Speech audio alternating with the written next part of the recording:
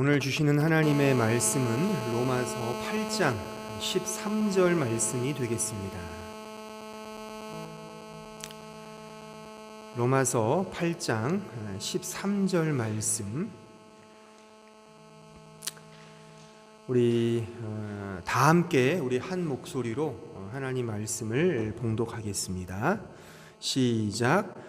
너희가 육신대로 살면 반드시 죽을 것이로되 영으로서 몸의 행실을 죽이면 살리니. 아멘. 오늘은 예수님의 고난 주간이 시작되는 그 고난 주일입니다. 저는 이 고난 주간이 시작되는 이 주일에 오늘 이 본문의 말씀을 가지고 생즉사 사즉생이라는 제목으로 로마서 강의 96번째 말씀을 증거하겠습니다. 이 문구는 다들 잘 아시죠?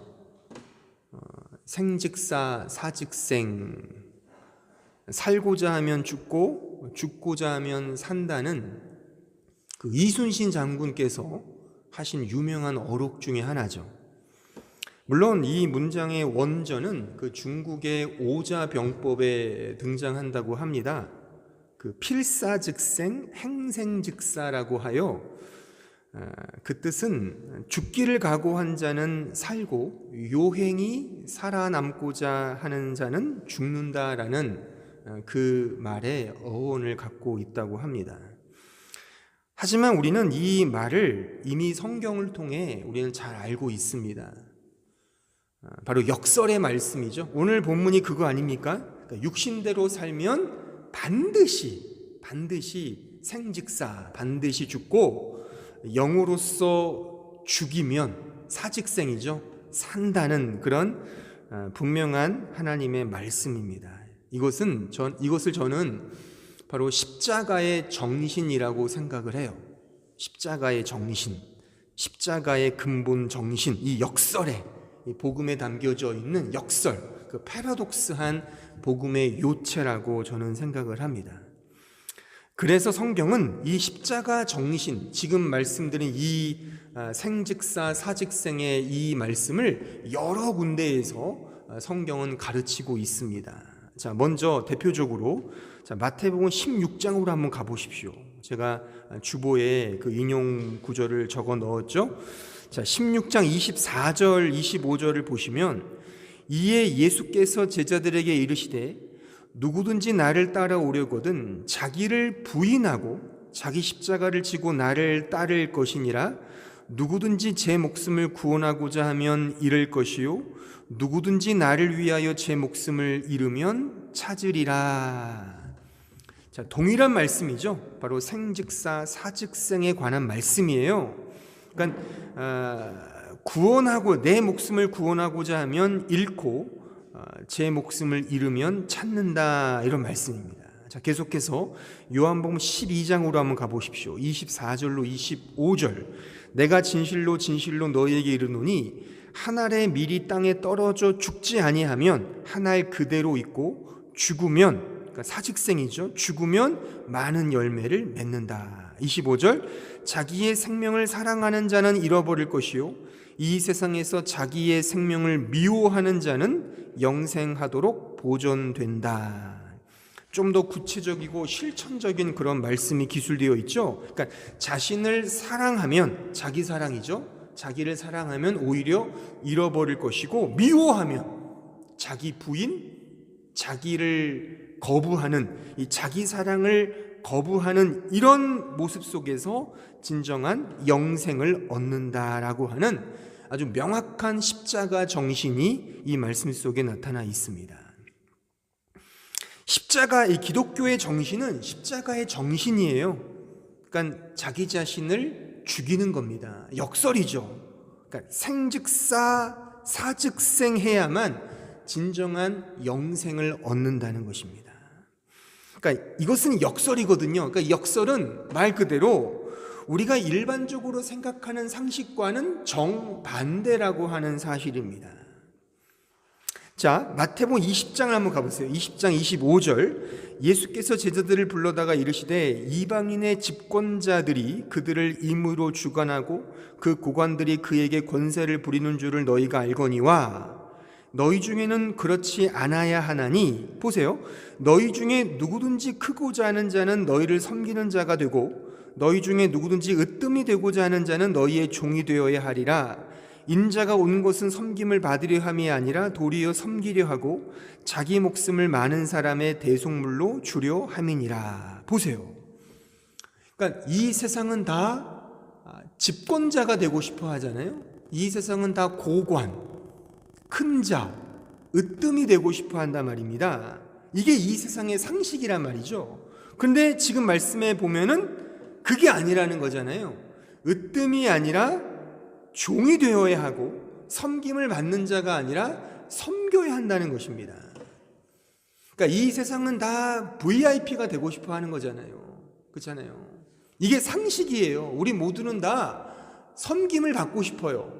섬김을 받는 위치에 서고 싶죠. 떵떵거리면서 그런 위치에 상전, VVIP가 되고 싶어 하는 게 사실 이 세상의 일반 상식이란 말입니다. 그런데 성경은 정반대란 말입니다. 그러니까 십자가의 정신이 이거와 같다는 거죠. 오히려 섬김을 받는 게 아니라 섬기고 심지어 자기 목숨을 대속물로 내어주는 거라는 겁니다. 물론 여기서 말하는 대속물은 예수 그리스도를 의미하는 거죠. 예수님만이 대속 제물이 되실 수 있는 거잖아요. 이것은 그의 유일한 구원 사역임에는 틀림이 없습니다만 이 정신은 동일하다는 것이죠.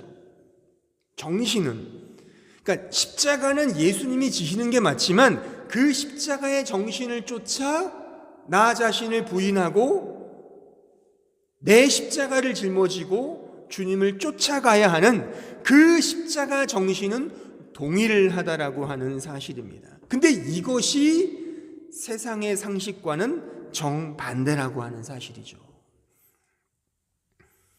오늘은 종료주일입니다. 종료주일, 다음 주가 부활절이죠. 이 종료주일은 예수께서 십자가를 지시기 위하여 나귀를 타고 예루살렘에 입성하시는 그것을 기념하는 기독교 절기입니다. 그때 많은 군중들이 그 종려나무 가지를 흔들면서 주님을 맞이했거든요. 그래서 종료주일이라고 명명된 겁니다. 또한 그들은 그 종려나무 가지를 흔들면서 아주 열광적으로 이렇게 외쳤어요. 자, 어떻게 외쳤는지 그 말씀 한번 읽어볼까요? 자, 마태복음 21장 7절로 9절을 한번 보세요.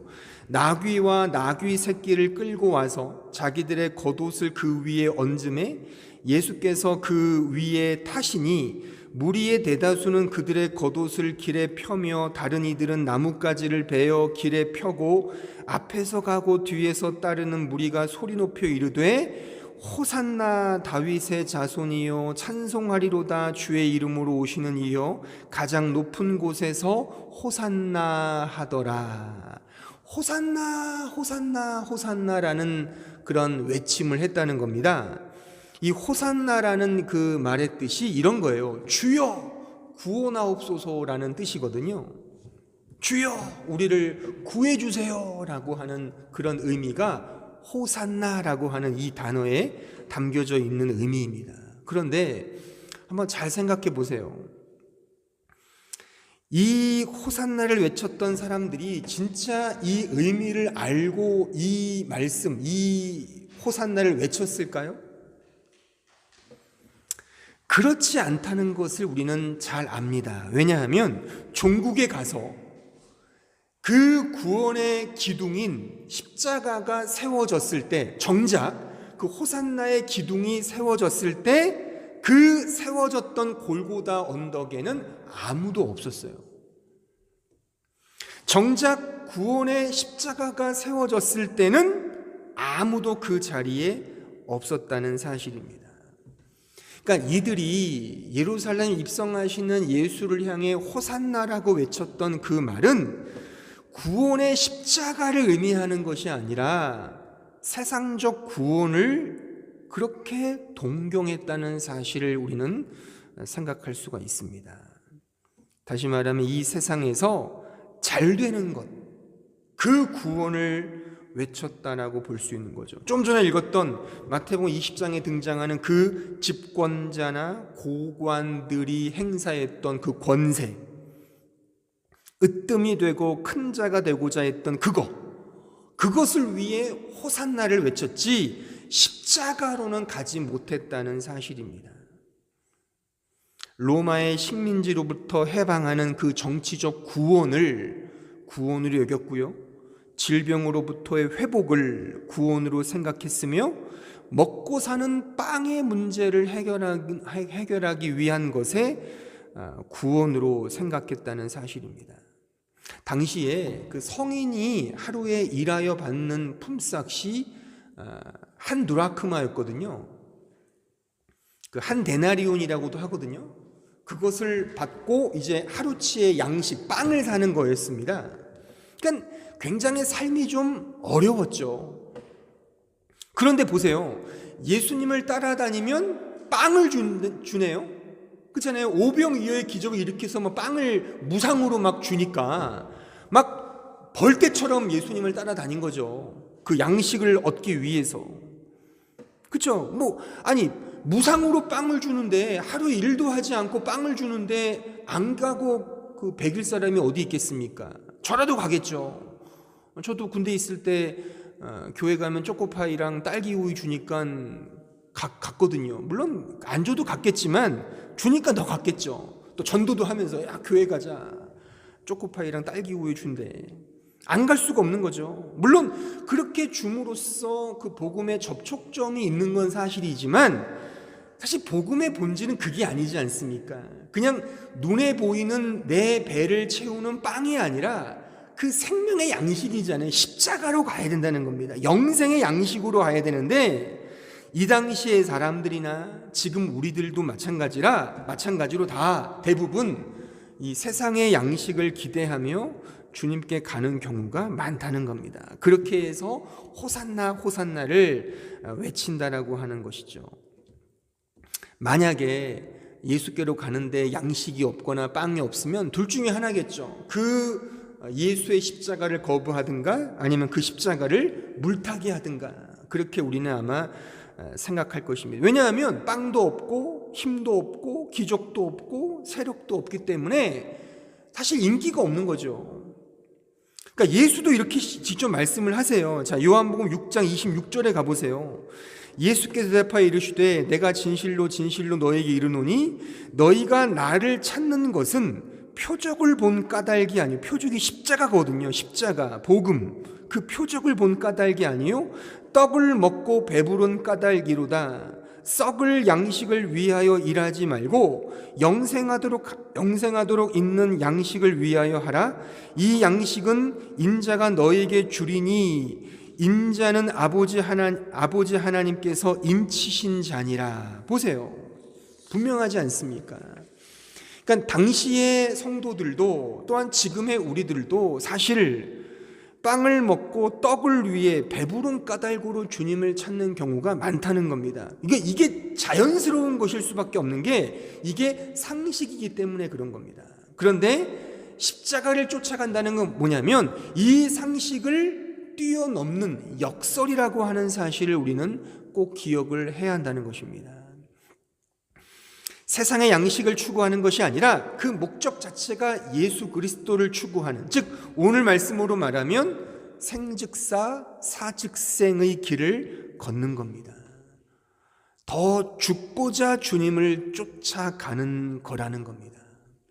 이것이 십자가의 길, 십자가의 정신이라고 하는 사실입니다. 저는 이 생즉사 사즉생의 이 십자가의 정신을 좀 더 구체적이고 실천적으로 좀 여러분들께 소개하기 위하여 성경에 등장하는 다음 두 인물을 제가 좀 소개해 보려고 합니다. 그 첫 번째 인물은 에녹이에요. 에녹. 자, 창세기 5장에 가보세요. 5장 21절 24절. 에녹은 65세에 무두셀레를 낳았고 무두셀레를 낳은 후 300년을 하나님과 동행하며 자녀들을 낳았으며 그는 365세를 살았더라.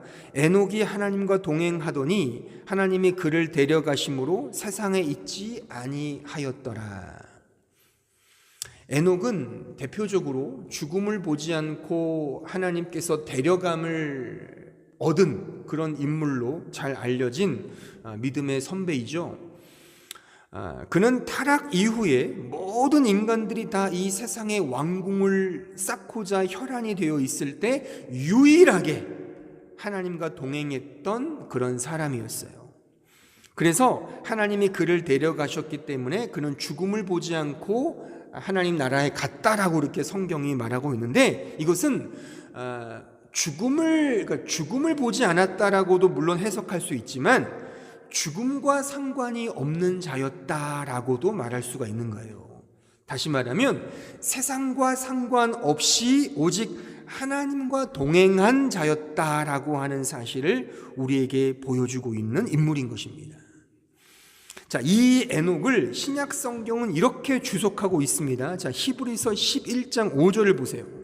믿음으로 에녹은 죽음을 보지 않고 옮겨졌으니 하나님이 그를 옮기심으로 다시 보이지 아니하였느니라.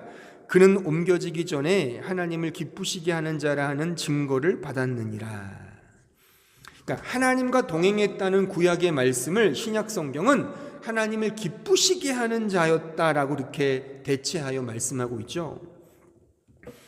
그러니까 세상은 모두 다 자기 자신을 기쁘게 하기 위해 살지 않습니까? 그렇잖아요. 우리는 매일 나를 기쁘게 하기 위해 내 삶을 채웁니다.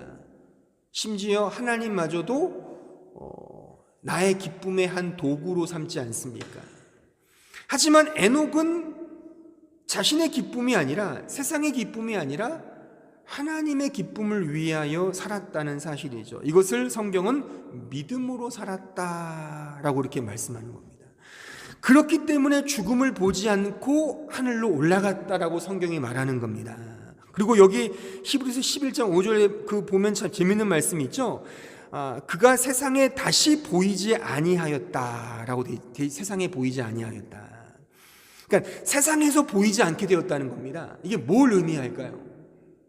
그러니까 죽어서 세상에 보이지 않았다라고도 볼 수 있지만 이 사람은 세상과는 관심이 없는, 세상에 관심이 없는, 그러니까 세상에서 무명의 인생을 살았던, 왜요? 관심이 없으니까.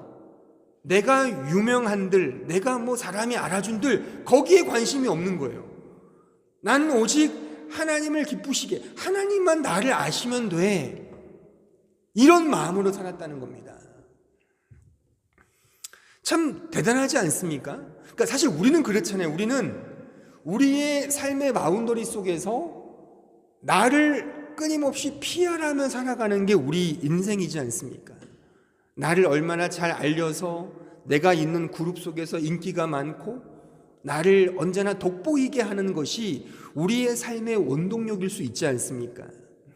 그런데 그렇게 되면 반드시 그 나를 알리고자 하는 그 대상에 언제나 천착할 수밖에 없거든요. 그렇잖아요. 그러니까 우리는 세상에 관심이 없다, 상식에 넘어서는 하나님에게 나는 관심이 있다는 것은 나는 이 세상에 관심이 없기 때문에 세상에 알려질 필요가 없는 거죠. 그렇잖아요.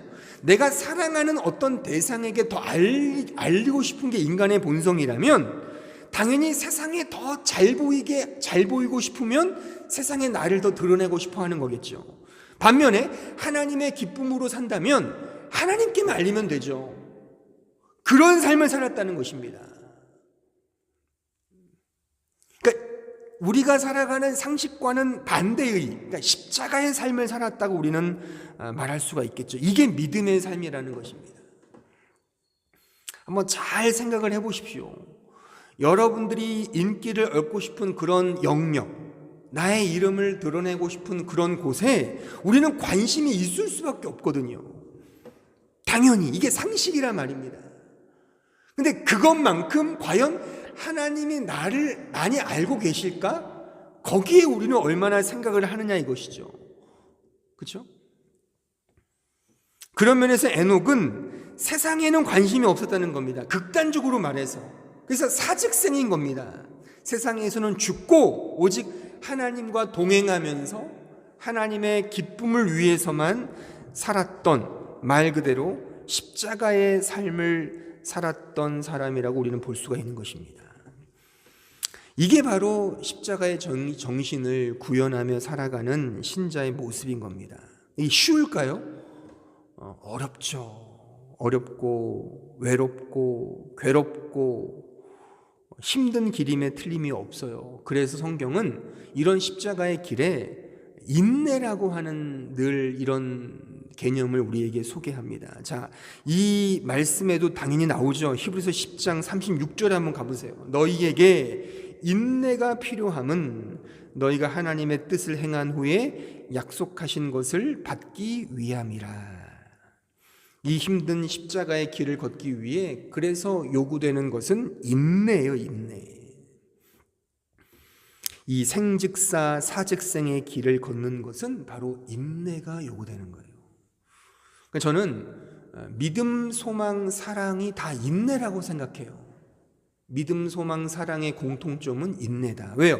믿음도 인내가 필요하고 소망도 인내가 필요하죠. 사랑도 인내가 필요한 거예요. 십자가의 정신을 우리가 이 땅에서 구현하며 살아가는 그 삶 자체는 바로 인내의 삶이라고 하는 사실을 우리는 기억을 해야 돼요. 두 번째 인물은 바로 사도 요한입니다. 사도 요한. 바로 이 생즉사 사직생의 십자가의 정신을 잘 드러내고 있는 또 한 명의 믿음의 선배는 바로 사도 요한.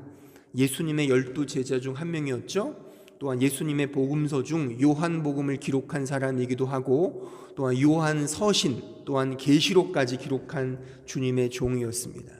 무엇보다 이 사람은 십자가가 세워지는 그 골고다 언덕의 마지막까지 예수님 곁에서 지켰던 그 자리를 지켰던 유일한 남자 제자였어요. 다 도망갔다 그랬잖아요. 오직 예수님 주변에는 여자들밖에 없었어요. 또 성경은 그 여자들의 이름을 기록하는데 마리아들밖에 없었어요. 마리아. 그 마리아라는 게 제가 일전에 말씀드렸죠. 마라라는 단어에서 나온 그런 이름이라 그랬죠. 그 마라가 쓴물이잖아요. 그러니까 이 마리아란 뜻은 고난이란 뜻이거든요. 그러니까 내가 고난 중에 있는 자, 내가 죄인임을 아는 자들만이 예수님의 십자가 곁에 있었다는 사실입니다. 다 도망갔어요. 다 도망갔어요. 남자 중에 유일하게 사도 요한만이 그 십자가 곁을 지켰습니다. 뭐 그에게 남다른 믿음이 있었느냐, 뭐 열렬한 사랑이 있었느냐라고도 말할 수 있겠지만 뭐 그런 것보다는 저는 주님에 대한 제자로서의 의리와 어떤 도리가 있었지 않았는가 그런 생각을 해요. 그러니까 이 사도 요한이 예수님의 그 삶을 쭉 같이 하면서 예수께서 인기가 많았을 때는 수많은 사람이 주님을 따랐거든요. 근데 지금 이 십자가상에는 그 누구도 없어요. 인기 많았을 때는 막 수만 명이 주님을 따랐다가 이때는 다 도망갔어요. 이런 걸 옆에서 지켜보았던 사도 요한은 정말 인간의 그 좀 잔인함, 무정함 이런 걸 느꼈을 것이고 또 인생 무상을 아마 뼈저리게 느꼈을 거라고 아마 생각을 합니다. 그런 이 사도 요한도 이 주님의 복음 때문에 이제 붙잡혀서 반모섬에 유배를 가게 됩니다. 거기서 그는 계시록을 이제 기록을 하죠. 근데 그 계시록의 말씀 속에서 이 세상을 살아가는 십자가 제자들의 면모를 그는 이렇게 기록하고 있습니다. 자, 요한계시록 14장 1절을 한번 보세요. 또 내가 보니 보라 어린 양이 시온산에 섰고 그와 함께 14만 4천이 서 있는데 그들의 이마에는 어린 양의 이름과 그 아버지의 이름을 쓴 것이 있더라. 자, 14만 4천 명이라고 하는 어떤 참된 성도들이 등장을 해요. 숫자가 중요한 것이 아니라 이런 성도들이 이제 말세에 세워진다라고 하는 그런 말씀이죠. 근데 이 신자들의 중요한 특징이 뭐냐면 세상 왕국에 따라 살지 않는 자들이에요. 자, 그 다음 그 14장 8절을 보세요. 또 다른 천사 곧 둘째가 그 뒤를 따라 말하되 무너졌도다 무너졌도다 큰 성 바벨론이요 모든 나라에게 그의 음행으로 말미암아 진노의 포도주를 먹이던 자로다 하더라. 자, 여기에 큰 성 바벨론은 이 세상 왕국을 의미하거든요. 그러니까 모든 사람이 다 큰 성 바벨론을 추구하며 거기로부터 음행한 짓을 행했다는 겁니다. 여기에 음행이라는 것은 육체적인 그런 더러운 행위를 말하는 게 아니에요. 성경은 음행이나 음란은 분명하게 영적인 타락을 의미하거든요. 그러니까 우리의 유일하신 신랑이신 예수 그리스도 외에 이 세상과 관계되고 살아가는 모든 것을 다 음행이라고 성경은 말한단 말이에요. 그러니까 하나님을 추구하지 않고 이 세상을 추구하며 살아가는 모든 음행한 일을 행하고 있는데 이 참된 성도들만은 그 음행으로부터 자신을 더럽히지 않았다는 겁니다. 자, 요한계시록 14장 4절 보세요. 이 사람들은 여자와 더불어 더럽히지 아니하고 순결한 자라 어린 양이 어디로 인도하든지 따라가는 자며 사람 가운데에서 속량함을 받아 처음 익은 열매로 하나님과 어린 양에게 속한 자들이니. 보세요. 이 성도들, 즉 십자가의 삶을 살아가는 이 성도들은 특징은 뭐냐면 큰 성 바벨론으로부터 그것을 추구하지 않고, 즉 음행하지 않고 자기 자신을 순결하게, 즉 거룩하게 구별되게 지키는 자라고 하는 사실이에요. 이 세상은 지금 제가 읽었던 말씀에 나와 있듯이 큰 성 바벨론이에요. 큰 성 바벨론. 모두가 다 동경하고 화려한 성입니다. 모두가 선호하고 모두가 소망하는 그런 세상이에요. 우리 모두가 이것을 다 좋아해요. 그런데 십자가의 길을 걸어가는 하나님의 제자들은 거기에 대하여 자신을 구별하는 자라고 하는 사실을 성경은 말하고 있는 겁니다. 따라서 냉정히 말해서 우리가 하나님의 이름을 말하고 또한 십자가를 이렇게 말하는 것으로만 그쳐서는 안 됩니다. 실상 우리는 이 큰 성 바벨론의 관점에서 살아갈 때가 너무나 많잖아요. 이것을 우리가 날마다 십자가에 못 박고 오직 생즉사 사즉생의 삶을 살아가야 한다는 사실입니다. 그러기에 또 인내가 요구되는 거죠. 자, 요한계시록 14장 12절 보세요. 이 문맥에서도 동일하게 이런 말씀이 등장합니다. 성도들의 인내가 여기 있나니 그들은 하나님의 계명과 예수에 대한 믿음을 지키는 자니라. 그러니까 성도들에게는 반드시 이런 인내가 필연적으로 요구된다라고 하는 사실이에요. 왜냐하면 큰 성 바벨론이 너무나 크게 우리를 유혹하기 때문이죠. 그래서 믿음을 지키기 위해서는 인내가 필요한 것입니다. 인내가 필요한 것입니다.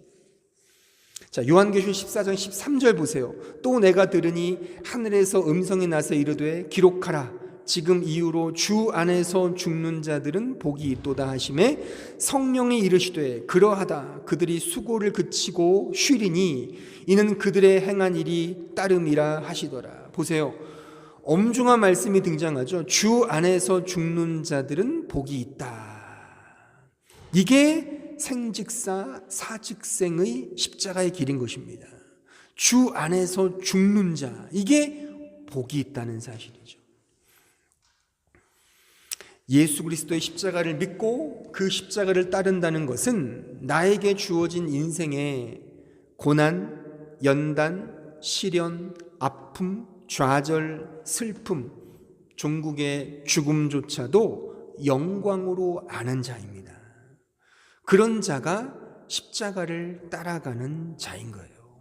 이게 십자가의 영광입니다. 그러니까 이 자신을 죽고자 하는 그런 십자가 없이 그냥 이빨림으로만 십자가 영광을 운운하는 것은 오히려 십자가에 대한 모독이다라고 저는 생각을 해요. 그 옛날 그 중세 캐톨릭 신학을 영광의 신학이라 부르거든요. 영광의 신학. 그런데 그 영광은 십자가가 없는 영광이에요. 그러니까 결국에 그 영광은 하나님께 대한 영광이 아니라 인간에 대한 영광으로 점철되게 되는 것이죠. 반면에 우리의 선조들, 우리 프로테스탄트 종교개혁 신학은 소위 십자가의 신학이라 그렇게 부릅니다. 그러니까 십자가는 말 그대로 고난이죠. 그래서 화려함도 없고 좀 단조롭고 약해 보여요. 하지만 거기에 진정한 영광이 있는 것입니다.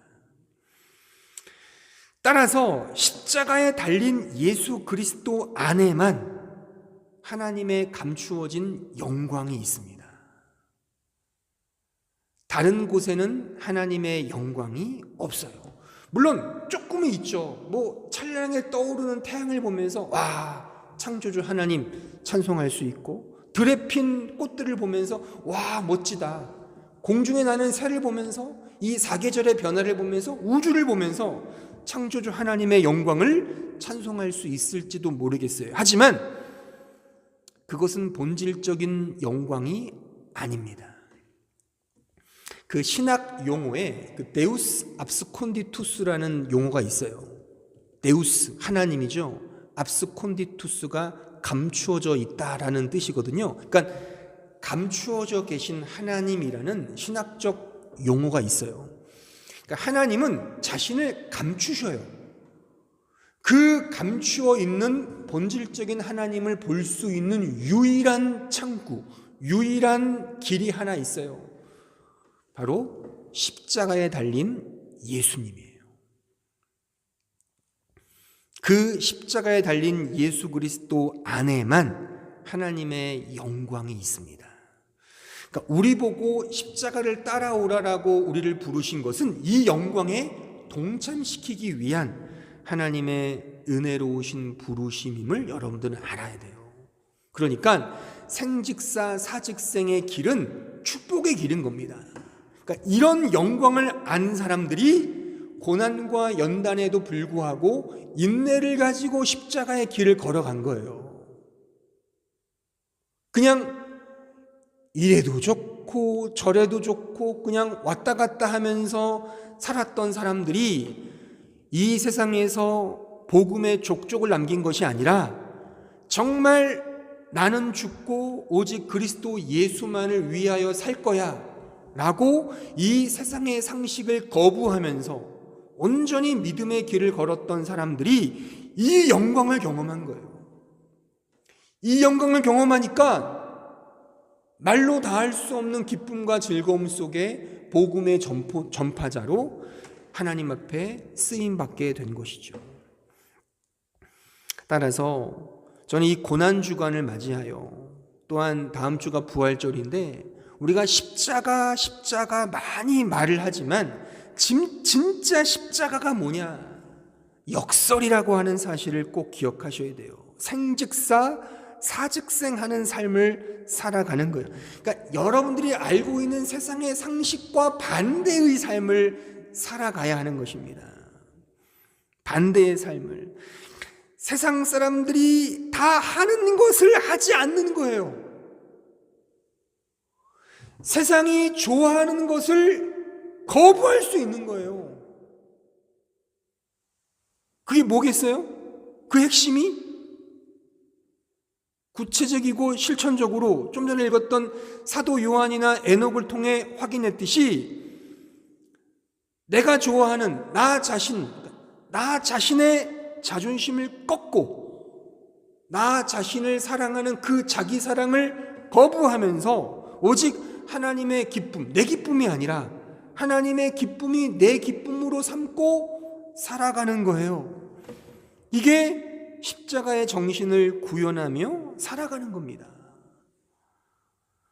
더 구체적으로 말하면 누가 나를 욕하면 같이 욕하는 게 아니에요. 십자가의 제자들은 오히려 주님의 십자가를 바라보며 인내하는 거예요.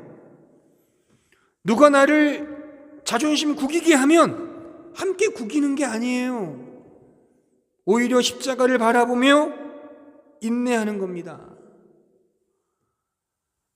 남들이 알아주지 않고 인기도 없고 나에게 소득도 안 되고 오히려 손해가 오는 그것을 주님을 바라보면서, 십자가를 바라보면서 더 많이 찾고 더 많이 그것을 추구하는 거예요. 이게 십자가 영광을 추구하는 그런 제자의 삶인 것입니다. 우리는 종종 환경과 여건을 탓하기도 해요. 이 세상이 다 그렇죠. 환경을 탓하고 여건을 탓하는 건데 그게 아니에요. 우리는 환경을 탓하고 여건을 탓하는 것이 아니라 나 자신을 탓하는 거예요. 나는 죄인입니다. 나는 마라. 난 죄인이에요. 그 십자가를 바라보는 거예요. 고백하는 거예요. 그러니까 이런 사고와 이런 정신이야말로 말하자면 세상의 원리와 정반대지 않습니까? 그러니까 고난을 당하는 거예요. 천대를 받고 욕을 먹고. 그렇게 살아가는 거예요, 신자들은.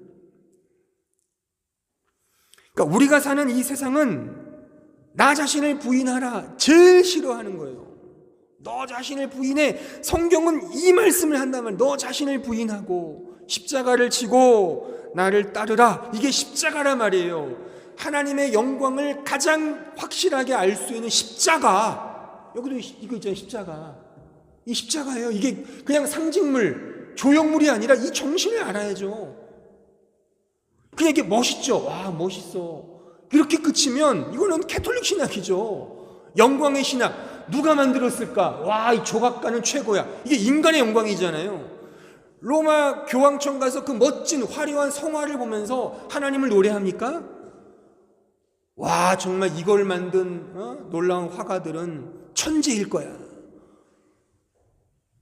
물론 그런 예술품을 보면서 감동할 수 있겠지만 진짜 본질로 간다면 그걸 통해 하나님을 볼 수 있어야 되는 거잖아요.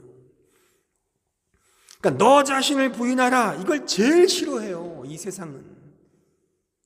오히려 내 잘못이 아니야, 내 탓이 아니야, 너에겐 잘못이 없어, 분명 다른 이유가 있을 거야를 우리는 굉장히 선호해요. 하지만 저는 성경을 설교하는 목사이며 설교자로서 하나님 말씀에 비추어서 정직하게 이 십자가 진리를 선포하고자 합니다. 이 세상의 문제의 본질은 다른 데 있는 게 아니에요. 바로 우리 자신에게 있는 거예요. 성경은 너 자신을 부인하라. 십자가를 바라봐라. 그 은혜를 바라봐라. 오직 믿음으로 주님만을 붙들어라.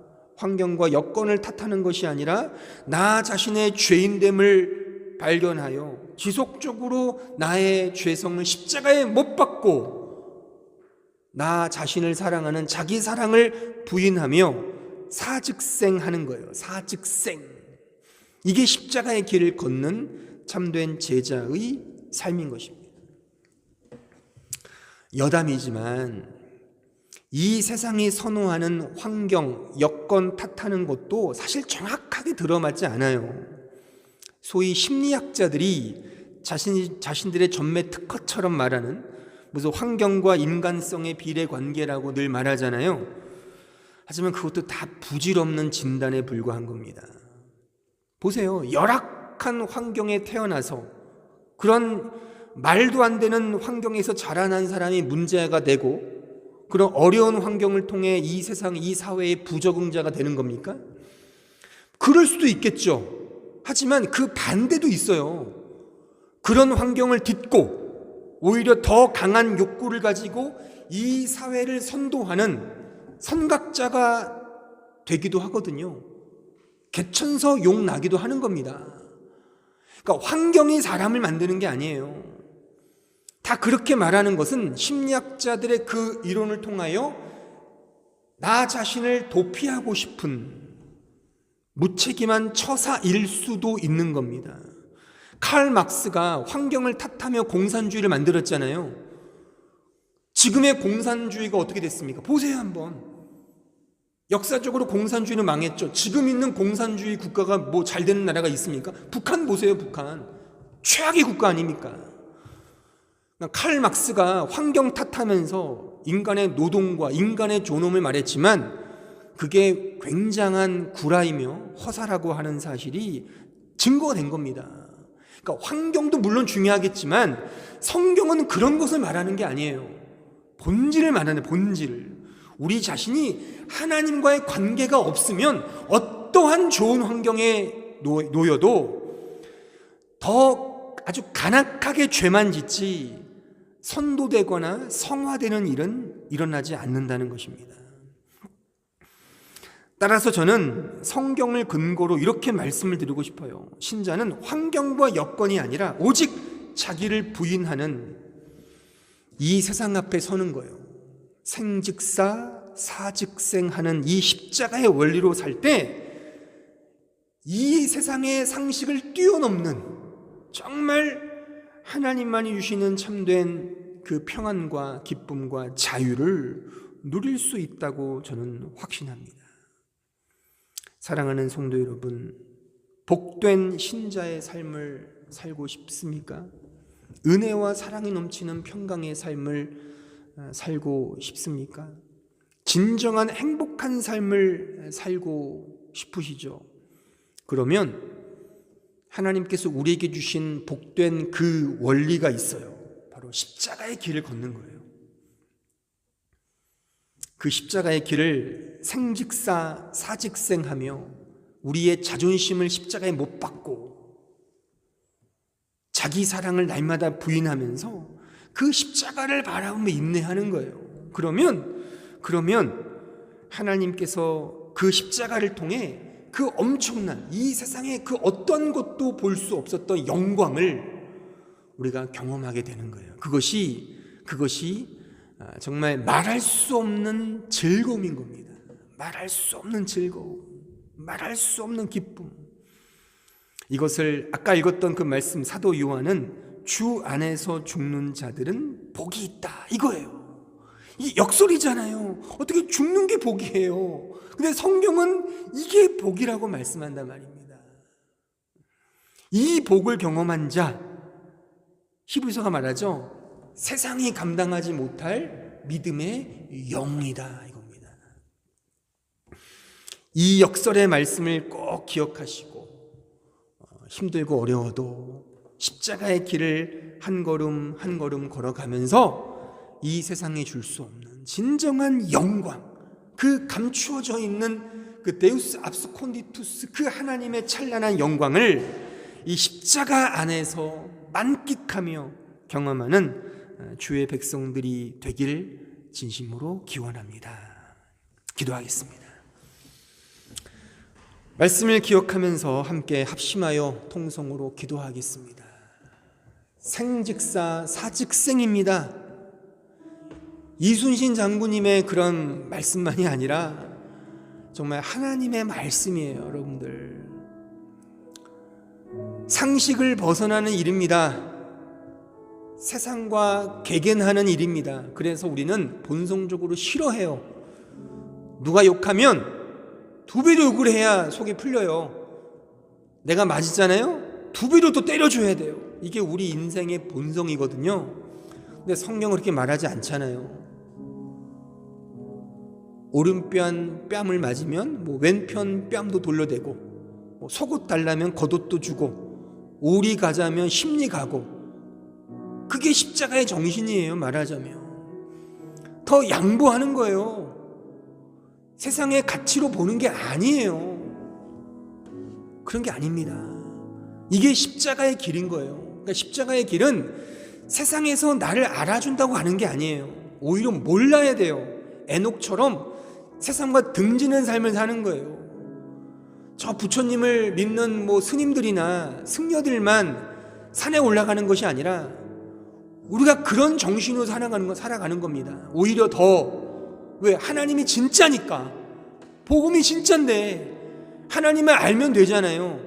하나님이 창조주인데 하나님을 알면 되죠. 누가 나 못 알아준다 뭔 상관이겠습니까? 그런 마음으로 사는 거라니까요. 그럴 때 진짜 세상이 주지 못하는 그 십자가에서 드러나는 하나님의 영광을 경험할 수 있는 겁니다. 저는 우리 모든 성도들이 이런 기쁨을 누렸으면 좋겠어요. 세상에서 좀 초라해도, 좀 무명이어도, 알아주지 못해도, 인기가 없어도, 좀 실패한다 하더라도, 좀 여러 가지 부족해도 그게 뭐가 중요하겠습니까?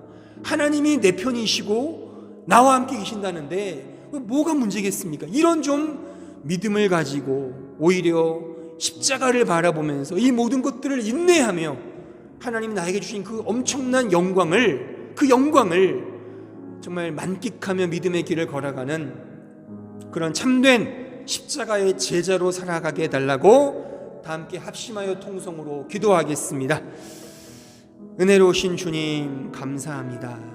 오늘 말씀은 선포되었고 또한 이 말씀이 우리 마음에 얼마나 새겨졌는지는 알지 못하겠습니다. 성령께서 우리 마음에 역사해 주셔서 우리는 언제나 눈이 있고 코가 있고 귀가 있고 감각이 있어서 언제나 세상을 동경하고 세상을 선호하며 세상의 상식을 따라 살아갈 때가 많습니다만 오늘 말씀을 통하여 오직 십자가에 달리신 예수 그리스도 안에만 하나님의 참된 영광이 있음을 확인했습니다. 이 영광을 경험하고 싶습니다. 하나님, 십자가의 길을 걸어가며 상식을 뛰어넘는 온전한 하나님을 이 십자가를 통해 만나서 온전히 하나님 안에서 참된 즐거움과 기쁨을 누리는 저희들 될 수 있도록 역사해 주시고 인도하여 주옵소서. 예수님의 이름으로 기도하옵나이다.